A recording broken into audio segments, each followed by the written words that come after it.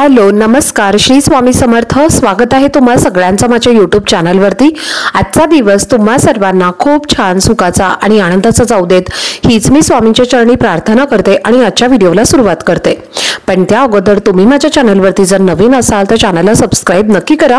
त्याचबरोबर कमेंटमध्ये श्री स्वामी समर्थ लिहायला अजिबात विसरू नका। उद्या 16 फेब्रुवारी वार आहे शुक्रवार आणि या दिवशी आलेली आहे रथसप्तमी।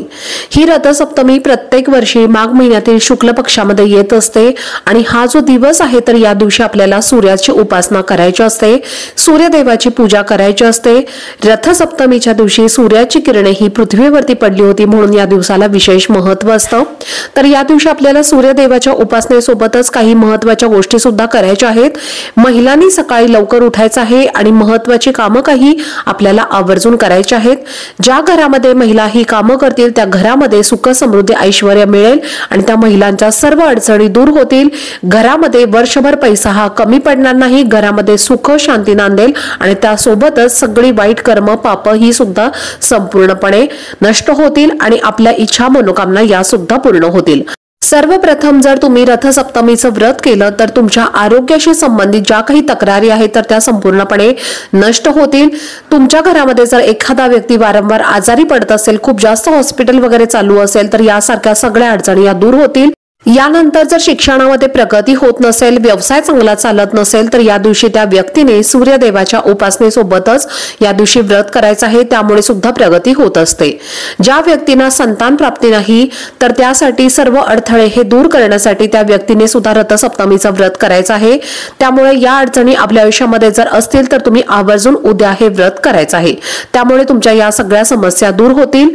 या दिवशी महिलांनी सकाळी लवकर उठायचं आहे, ब्रह्ममुहूर्तावरती उठून त्यांनी स्नान करायचं आहे आणि आयुष्यातल्या सगळ्या अडचणी यामुळे दूर होतात। अंघोळीच्या पाण्यामध्ये थोडंसं गंगाजल, केसर आणि लाल चंदन, लाल फूल टाकून तुम्हाला या पाण्याने स्नान करायचं आहे। तर आज रात्री तुमचा स्वयंपाक झाल्यानंतर तुम्हाला एक तांब्याचा कलश भरून स्वयंपाकघरामध्ये ठेवायचा आहे आणि स्नान केल्यानंतर या तांब्याच्या कलशातलं जे पाणी आहे तर ते आपल्या घराच्या मुख्य उंबरठ्यावरती तुम्हाला ओतायचं आहे, म्हणजे शिंपडायचं आहे आणि उंबरठा या पाण्याने तुम्हाला पुसायचा आहे। त्याचबरोबर शुक्रवार आहे, रथसप्तमी आहे, त्यामुळे उंबरठ्यावरती आपल्या हळदीचा लेपन करायचा आहे, उंबरठ्याची पूजा सुद्धा करायची आहे आणि मुख्य दरवाजावरती एक स्वस्तिक सुद्धा काढायचा आहे। त्यानंतर घराच्या बाहेर एक छोटासा दिवा सुद्धा तुम्हाला लावायचा आहे आणि स्वयंपाकघर स्वच्छ करून तुम्हाला घ्यायचं आहे। गॅसची पूजा सुद्धा करायची आहे। हळद, कुंकू आणि तूप मिक्स करून तुम्हाला गॅसवरती स्वस्तिक काढायचं आहे। अन्नपूर्णा देवीची जी मूर्ती आहे तर ती सुद्धा तुम्हाला तांदळामध्ये ठेवायची आहे। आपल्या स्वयंपाकघरामध्ये त्या मूर्तीची तुम्हाला पूजा करायची आहे, फूल अर्पण करायचं आहे। एक मातीचं भांड घ्यायचं आहे, छोटं मोठं घेतलं तरीही चालेल किंवा तुम्ही सुगड किंवा बोळकं घेतलं तरी सुद्धा चालेल। त्यानंतर त्याच्यामध्ये तुम्हाला दूध घ्यायचं आहे आणि ही सगळी पूजा करून झाल्यानंतर तुम्हाला दूध उतू घालवायचं आहे। तर रथसप्तमीच्या दिवशी दूध उतू घालणं याला खूप महत्त्व असतं। ज्या दिशेने दूध उतू जातं त्या दिशेने आपली प्रगती होत असते।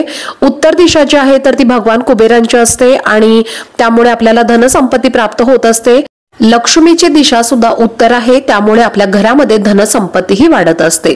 त्यामुळे तुम्हाला दूध उतू घालवायचं आहे। पूर्व दिशेला दूध उतू जाणं हे सुद्धा अतिशय शुभ मानलं जातं। आपल्या देवघरामध्ये आपल्या देवांची पूजा करायची आहे, सूर्याची रांगोळी काढायची आहे किंवा चित्र काढायचं आहे आणि त्यानंतर 7 प्रकारचं धान्य जे आहे तर ते तुम्हाला या रथसप्तमीच्या दिवशी तुम्हाला पूजा करायची आहे। वास्तुशास्त्रामध्ये याला अतिशय महत्त्व आहे। 7 प्रकारचे जे धान्य आहे तर त्याला अतिशय महत्त्व आहे। 7 नंबरला सुद्धा महत्त्व आहे। 7 प्रकारचे नैवेद्य बनवून ते सुद्धा तुम्ही उद्याच्या दिवशी दाखवू शकता।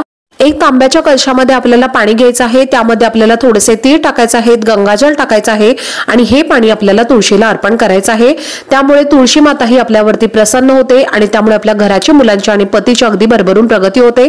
त्याचबरोबर 7 पिढ्यांचं दारिद्र्य हे सुद्धा त्यामुळे नष्ट होतं। तर असे काही सांगितलेले झटपट उपाय तुम्हाला उद्याच्या दिवशी करायचे आहेत। तर चला, झालेली सेवा ही मी स्वामी महाराजांच्या चरणी रुजू करते। आजचा व्हिडिओ जर तुम्हाला आवडला असेल तर व्हिडिओला जास्तीत जास्त लाईक, शेअर आणि चॅनलला सबस्क्राइब नक्की करा। भेटूयात पुढच्या व्हिडिओमध्ये, तोपर्यंत सर्वांना श्री स्वामी समर्थ।